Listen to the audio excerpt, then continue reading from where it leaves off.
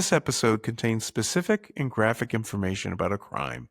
Please be advised. I never thought that my little boy was going to be murdered in his English class. And I guarantee you they didn't think it was going to happen in Uvalde or Virginia Tech or Sandy Hook or any of the other tragedies. There's complacency and there's pushback, but that's why it takes good leaders. The first thing they should be prioritizing is school safety. And if they don't, wish them a good day and go find someone else who prioritizes this issue.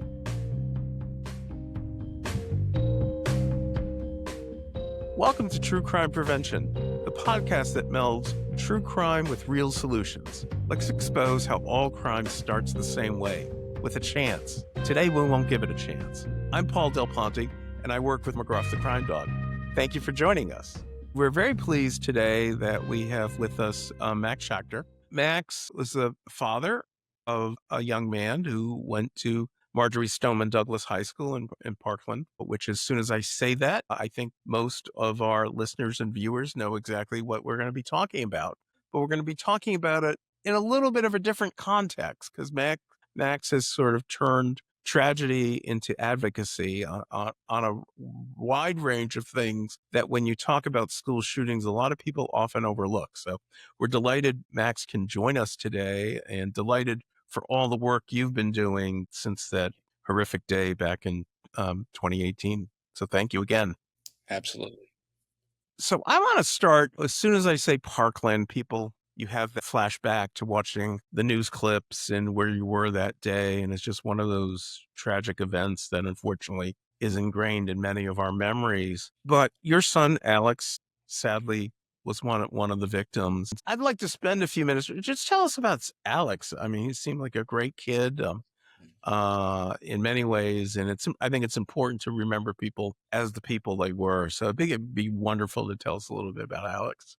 Thanks, Paul. Obviously, that's the most important thing to me is keeping Alex's memory alive. Alex was a wonderful kid, just a sweetheart and someone that you would want your son or daughter to be best friends with. Alex had always had a cute little smile on his face and he had cute little dimples and he loved Nutella crepes. And good choice. Yeah, exactly. His smile and his happy demeanor kind of masked the tragedy that Alex had in his life. Alex was murdered when he was only 14 years old when a school mass murderer walked into his high school with an assault rifle and killed 16 others in the deadliest high school shooting in U.S. history. But when Alex was a little boy, he lost his mother. My wife passed away when he was just 4, and I couldn't wake her up. She had a heart malformation. And I thought that was the hardest time of my life, being a single father, a widower, and having to raise 2 little boys on my own. And then I met a wonderful woman several years later whose husband had died of a heart attack when he was only 39. She lived in New York. She had 2 beautiful little girls. And so I had to make the hard decision. Do I take the boys and move to New York, or does she take the girls and move to Florida? And we thought that we could have a beautiful life in Florida. And that's what she did. She moved to Florida and we moved to Parkland because, we thought that it was a wonderful little city and a safe city. And then 10 years later, after we moved to Parkland, we sent Alex to high school and he never comes home again. So my mission in life right now is to tell Alex's story and the story of Parkland, because unfortunately we know that the next school mass murderer is already out there. The next gun that he's going to use is already out there. Yeah. And if you haven't had this happen in your community, you just been lucky. So Florida gets it. And after this happened, and there have been monumental change across the country after Parkland. And I travel the country right now and I keynote a lot of school safety conferences and law enforcement conferences. And people all the time tell me, oh, we did this after Parkland and we did that after Parkland. And Florida did that as well. We passed the most significant school safety bill that Florida's ever passed. And then we didn't stop. And so we've passed a school safety bill every year after Parkland.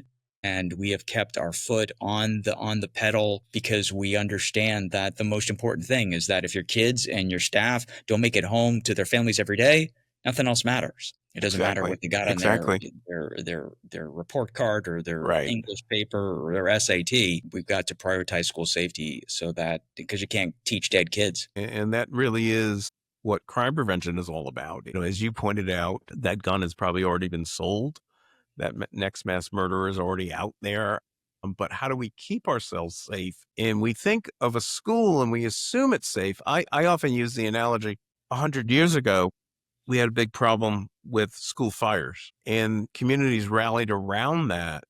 And as a result, there were all sorts of fire codes in school buildings for drills with Mhm. the fire department. First, I want to get into how you overcame such a tragedy Yeah. after having lived previously a personal tragedy and one that I cannot imagine losing a child. And then you turn that and you are traveling the country. You've got a busy speaking schedule. You're doing this. What was there something in your mind that just one day, like a light bulb went on and said, I've got to do this. It was more grief and pain and frustration that after 9/11 we made the airport safe, we created the TSA, and now we don't have terrorist attacks in airports. And after the Oklahoma City bombing, we made the federal building safe, and now we don't have attacks at courthouses. Since Parkland, children and teachers continue to be murdered in their classrooms. So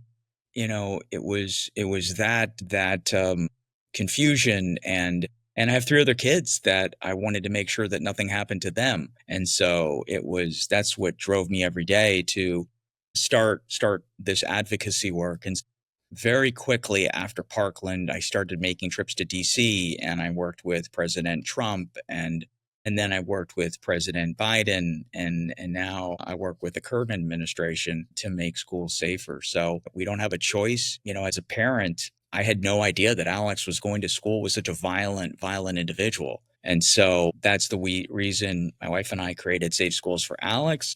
And now we created the first of its kind school safety dashboard. So parents can go online and type in any school. Actually, we started in just Florida, but now we've expanded to the whole country. So if you go to schoolsafetydashboard.org, you can look up your state, look up your school, look up your school district, and see exactly what every school is reporting in regards to the number of incidents of bullying, the number of weapons that are coming into your school, assaults, fights, and then discipline. So in school suspension, out of school suspension, and we're using data to make schools safer at Safe Schools for Alex. We will have an episode guide, which will have the dashboard and other information in it. And for our viewers and listeners, while you're at it, if you can click like and subscribe so you make sure you catch all our weekly episodes with important information.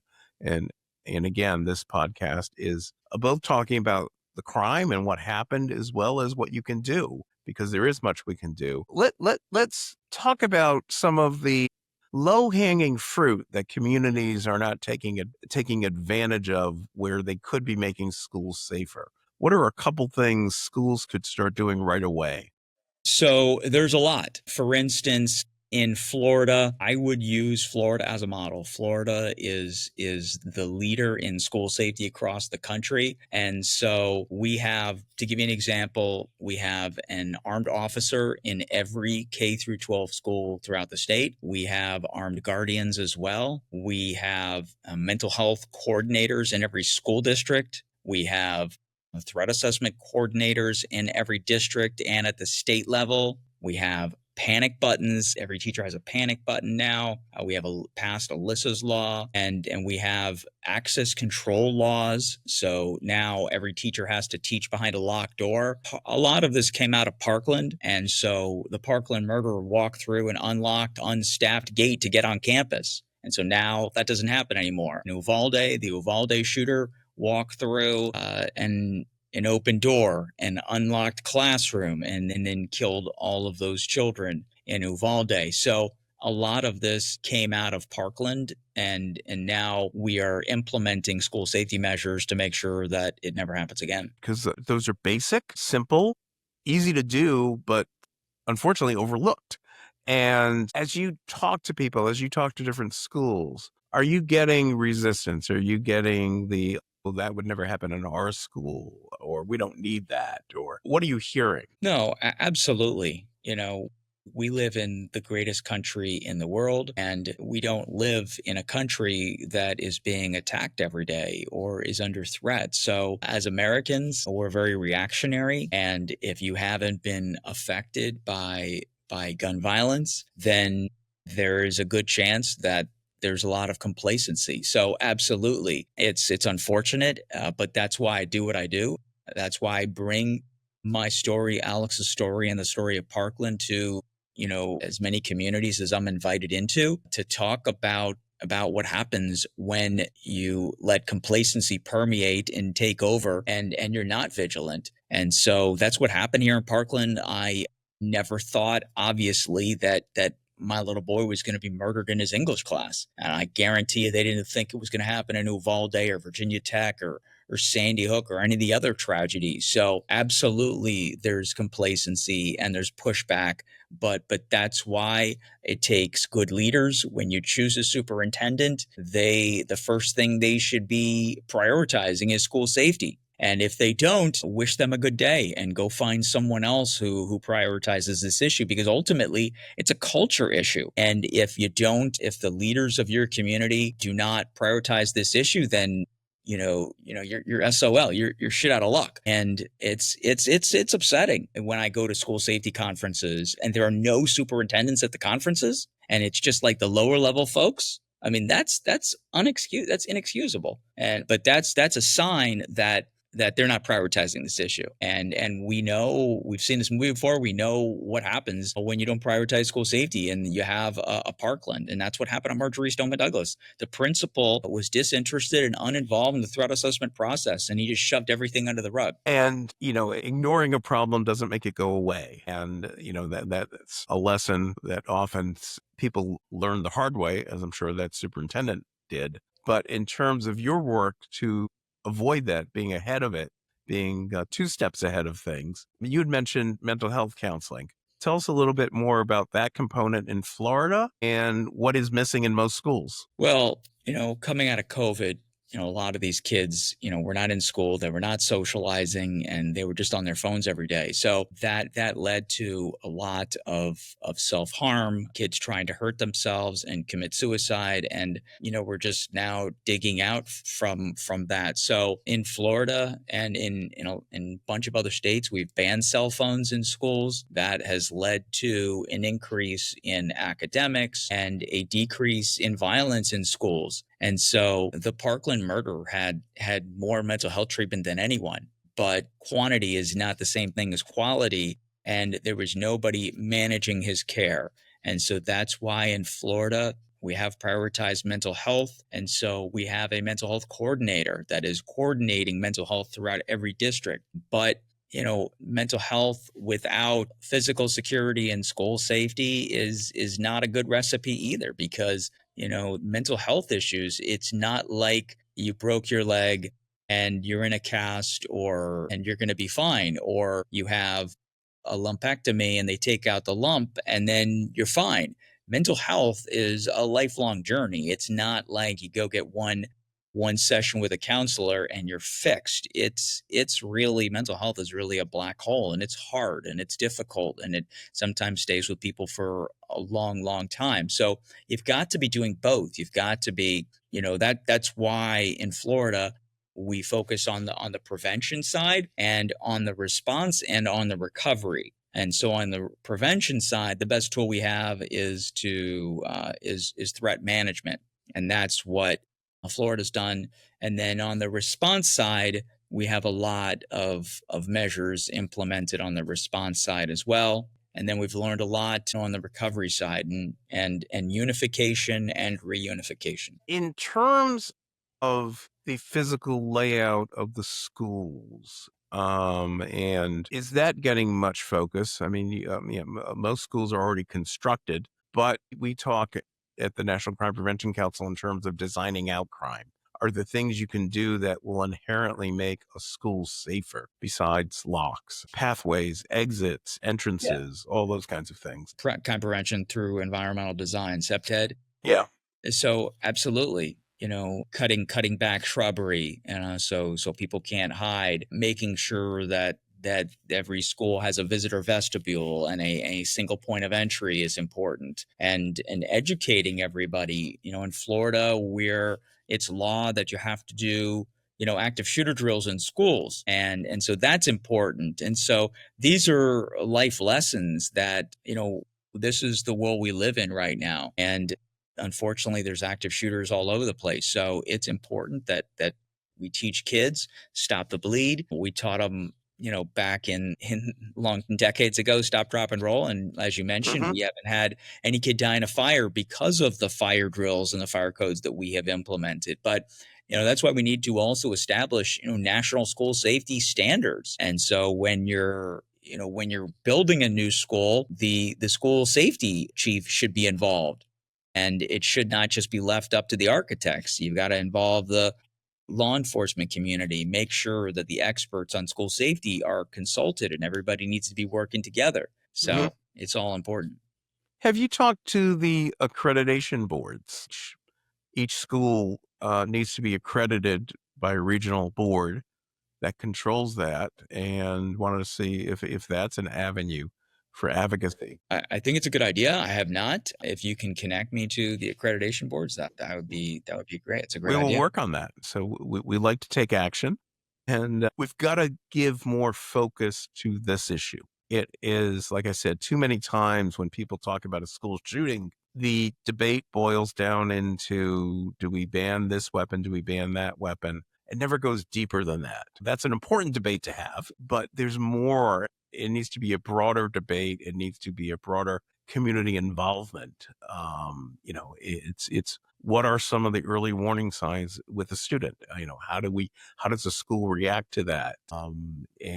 And you mentioned the shooter was receiving treatment, had a long history, but how does the community come together to deal with that in a way that is effective? Well, I mean, so in Pennsylvania, they have these CATO teams, these community threat teams. And so in Florida, we're doing threat management at the school level. In Pennsylvania, they're doing it at the county level. And so you've got the whole county involved, and really stakeholders from all these different entities involved. And so that's really what I hope that we will migrate towards, because after a kid brings a gun to school, they're getting expelled, or after they graduate or, age out of school, what happens? So it's important to have it at the community level, getting everybody involved, teaching stakeholders how to recognize warning signs and concerning behavior, and all working together. Right. And one of the things we see at National Crime Prevention Council is an overlap. You know, if you go from bullying, cyberbullying, in-person bullying, hate, other things sort of manifest themselves and unfortunately often result in violent behavior of one shape or another. And, you know, there's people don't often want to stop things before they get too bad. What have you learned about, not waiting? Well, and this is a common problem with law enforcement, is that they don't have probable cause to take action. But if you're waiting for probable cause, it's probably too late. And so that's why having a threat management unit is important, because it's these warning signs that need to be brought to the attention of the unit, a threat management unit, to really get these to address these concerning behavior before it becomes critical, before the law enforcement has probable cause to arrest the individual, because by then it's too late. They've committed some act of violence, or done something, brought a gun to school. It's really too late then. So we're trying to get it way left of bang before that Right. happens. Right. Which is critical because it is, yes, you can wait till probable cause. You can wait until handcuffs are around somebody, but you haven't prevented the crime. You haven't prevented the tragedy.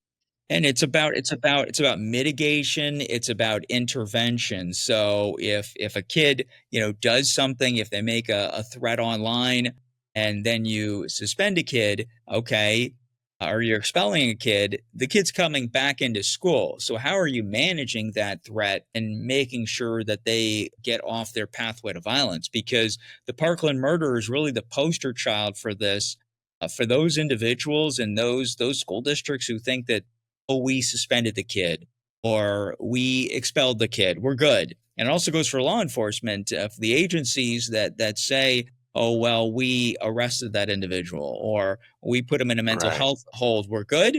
You're not good. The Parkland murderer came back to attack the school after he had been gone for an entire year. Right. So you've got to manage these threats and make sure that they're off their pathway to violence, or else you really haven't accomplished anything.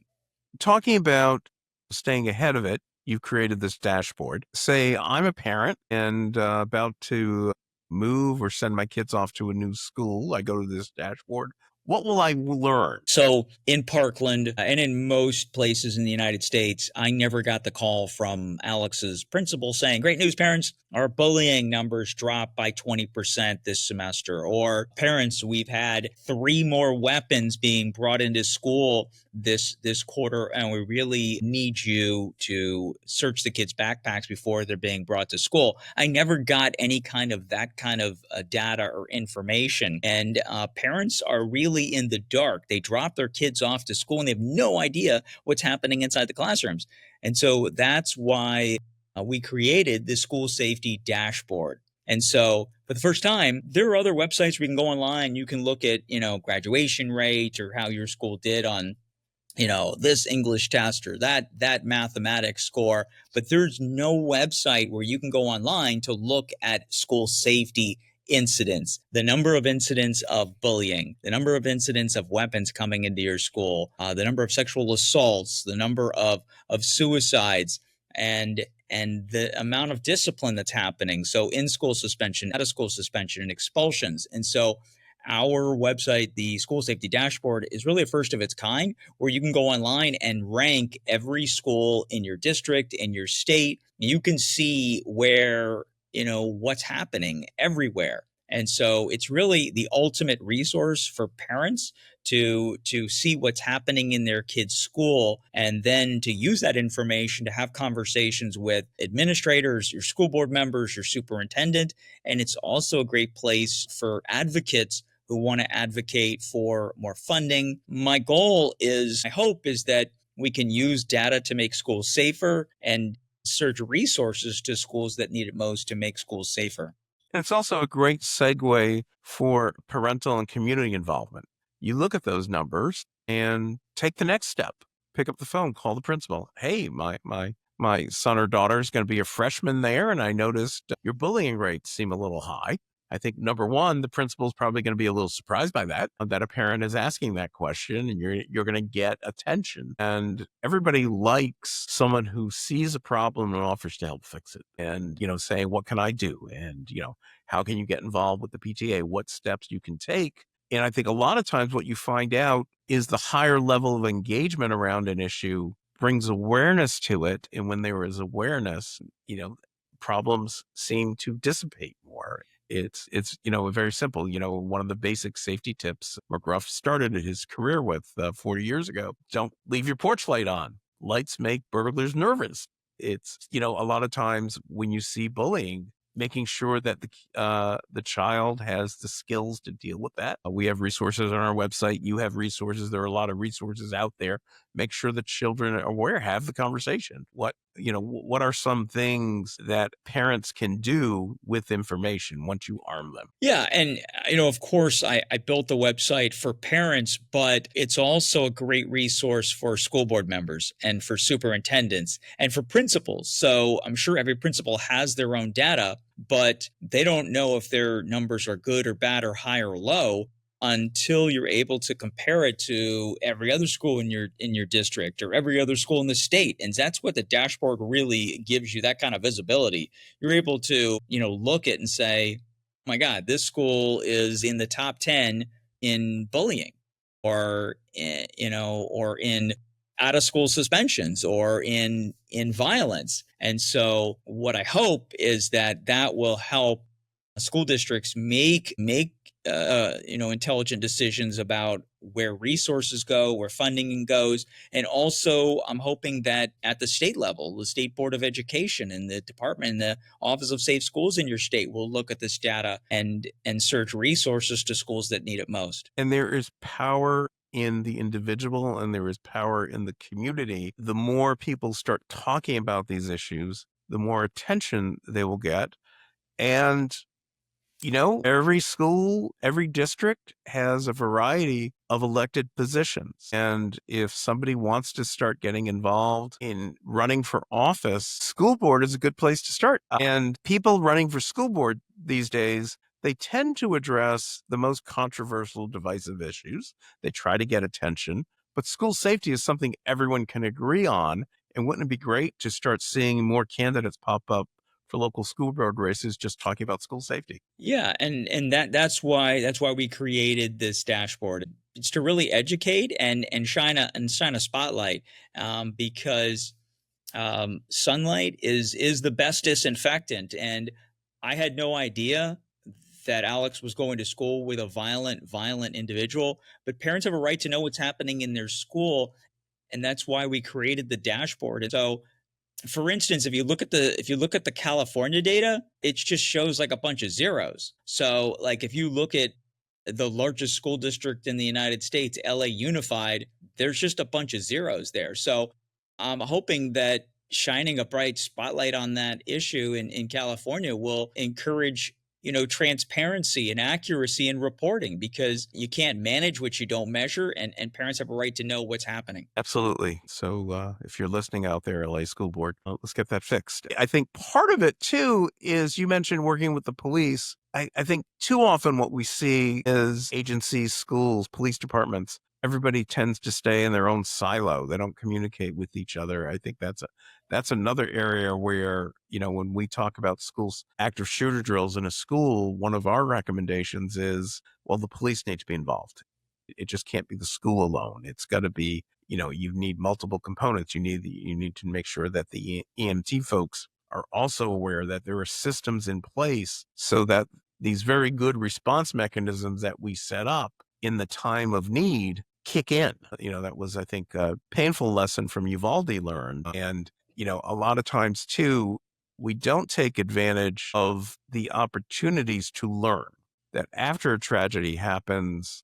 We don't do a good job of doing the proper risk assessment. Everybody's worried that fingers going to get pointed at them. They're going to lose their job. They're going to get sued, all these other things. But that is no excuse for not understanding and finding out information that will make you smarter the next time. And unfortunately, in law enforcement, there are 18,000 law enforcement agencies. And so there are a lot of lessons learned from Parkland and from a lot of these horrible tragedies. And one of them is that, we find that a lot of these law enforcement agencies just do not work well together. And it's upsetting. And so that's why we need to involve the public and the community, and get these agencies to work. I mean, there's some communities that really work well together, and the school districts work well with law enforcement. But there are others where they don't get along, and that's a public safety issue. And your ego is not your amigo. So uh, and especially when we're talking about saving lives, everybody needs to put their ego aside and do what's best for school safety, and to make sure that when these incidents happen, everybody gets along and they don't give a shit about who takes credit or who gets in front of the microphone. Exactly. Check the ego at the door, and we'd be better off on so many levels for sure. National response you're getting. I know you spend a lot of time traveling, speaking. Do you come back feeling more frustrated or more hopeful when you go into a new community and start talking about school safety? So more has happened since Parkland than prior to any other tragedy, or than after any other tragedy. So I am hopeful and pleased that we have made some progress, but there is a lot more to do. And just last month, when I was in DC, I met with General Bondi, and Pam has a close attachment to Parkland. She was the Attorney General during the Parkland school shooting. She was in the room with most of the families when we were told that our loved ones were murdered at Marjory Stoneman Douglas. So I know that she cares about this issue. I know the president does.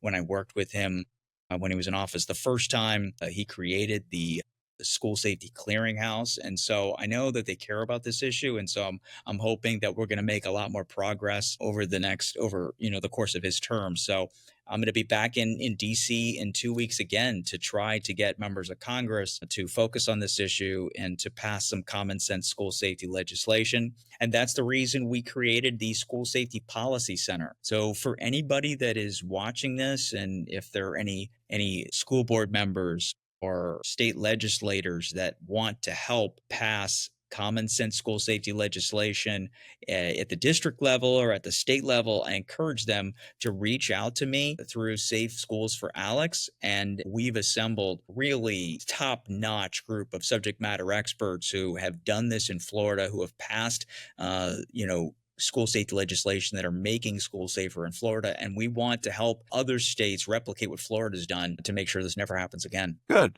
That's obviously great resources and great work. In terms of somebody listening out there who, like I said, it's hard not to have heard of these issues. But it's easy to go on with your day-to-day life. We're all busy. We're moving, taking the kids here and there, picking up groceries, all the things that suck up our time in a day.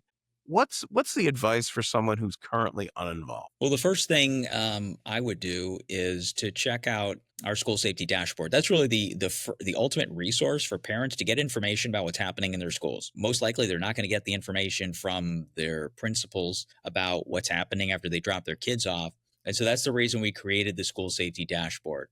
And then we also have resources on our website on safeschools4alex.org about what are the top 10 things that schools should be doing to make their schools safer. And so that's a great resource as well. I will also flag for your audience schoolsafety.gov. That is the current school safety clearinghouse that I work with President Trump to create. It's really the government's clearinghouse on school safety best practices. That's a great resource as well. And then, if there are others that are advocates and they want to, make their school district safer, or they're do things at the state level, I encourage them to reach out to me, and I'll be glad to help them. One of the things we like to believe and operate under the principle is everybody's an advocate. Everybody can speak up. You have that power. You have that ability. And are you going to see dramatic change overnight? The world is not going to automatically change unless we point people in the right direction. And those steps matter. Picking up the call to your principal, school board member, or even just a teacher when you drop them off. I mean, I've encountered in the course of having kids in school and my own schooling, sometimes you get a good principal, sometimes you don't. You gotta work on those who say, no, not at my school. No, we don't have that problem here. Okay, we want to make sure you don't tomorrow as well. That's what you're doing. What level of engagement? Somebody out there, they want to get involved. They go to your website. They just start with a local school. Should they start with the school board? Yeah.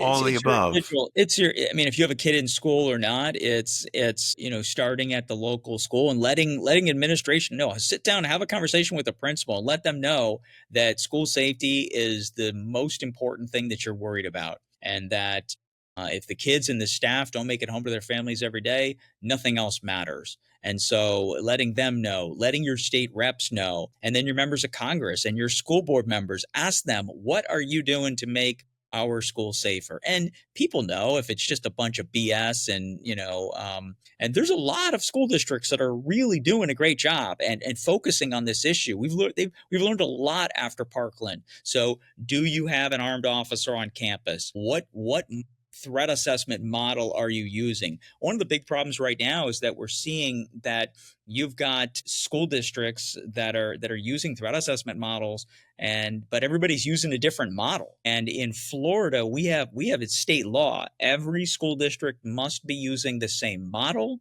the same process, the same instrument, because if we have kids that are struggling and we put a school safety monitoring plan in place, and then they go and change districts, and then that district is using something totally different, and the papers don't transfer, so the new school district has no idea what happened in the old school district. The plans that they put in place to help the kid don't transfer. It's just a mess. So I hope that as we move along here, states will put more emphasis on this and do what Florida's done, which is mandate that every state has to have a unified process, be using the same paperwork. So everybody's working on off the same music. And then Florida will be the first state in the country to have an online portal. So every threat assessment will be uploaded into that portal, because what happens is kids are changing districts, and then the new district has no idea what happened, what that kid was like in the previous district. That's what happened in Georgia at the Appalachia High School shooting. They weren't sharing information. That's a big problem in school districts. And then do you have if God forbid something does happen, do you have a panic button? Are you communicating that with law enforcement? There are so many things. We're using ballistic film, active shooter drills. Is that mandated? Are you teaching all of that to the kids and the staff about what to do in an event of an emergency? Do you have Absolutely. It needs to be comprehensive. It needs to be front of mind. I think it is a pre-K, not just through 12th grade, but beyond colleges, trade schools, and others. We talk about Virginia Tech and all the other problems, as well as the safety and support mechanisms. A lot of time parents sends their kid off to college, and there isn't we want to believe things are automatically safe, but nothing in this world is automatic unless you make it. There's a lot of evil in this world, right? Don't hold it against me, but we don't live in Kansas anymore, and so it's a dangerous world out there. There's a lot of evil out there. And we live in a wonderful country, but you gotta, when kids go to school, the most important thing is for a parent knowing that the administration's main goal is focused on making sure that they come home. And so we need to make sure that we don't have bad actors coming onto campus. And so what are you doing to make sure that when my kid walks through that door, that nobody bad is getting in there, and that the kids are not bringing the guns to school? What are we doing to reduce that? And then to educate them, kids need to know how to be able to handle rejection and frustration. Are we giving them the tools so that they can deal with rejection? They don't let these grievances build up inside of them, and then they have easy access to weapons and they can get them on campus easily. So it's really a holistic thing. Very well. Well, we are delighted you have chosen this path of advocacy. Sorry for the tragedy that got you here, but the hopeful news for people is we can learn and we can change. And it is Safe Schools for Alex, Max Schachter. We will have information in our resource guides. Don't forget, click like and subscribe. Join us every week as we take on a different area, a different focus. But the main part is you, the listener, the viewer, can get involved. There's something that you can do. It's an easy step that will all make us safer. And as McGruff says, that can help take a bite out of crime. Max, any last minute thoughts, bring words that you have? No, I really enjoyed being with you, Paul. Thank you for focusing on this important issue, and I'll be glad to partner with you anytime. Thank you again for joining us, and thank you all out there for listening. That's an easy way to take a bite out of crime.